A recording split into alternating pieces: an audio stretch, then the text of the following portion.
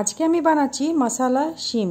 এই মশলা শিম বানাতে প্রথমে নিয়ে নিচ্ছি কড়াইতে সরষের তেল।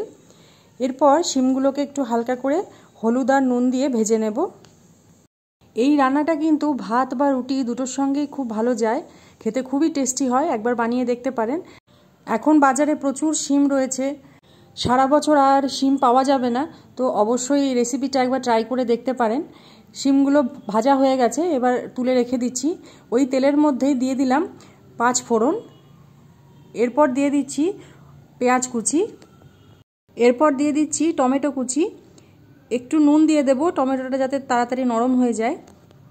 টমেটো আর পেঁয়াজটা ভালো করে একটু ভেজে নেওয়ার পর এর মধ্যে দিয়ে দেব রসুন কুচি। আপনারা চাইলে আদা বাটাও দিতে পারেন, আমি এখানে দিইনি। এরপর এর মধ্যে দিয়ে দিচ্ছি সামান্য হলুদ,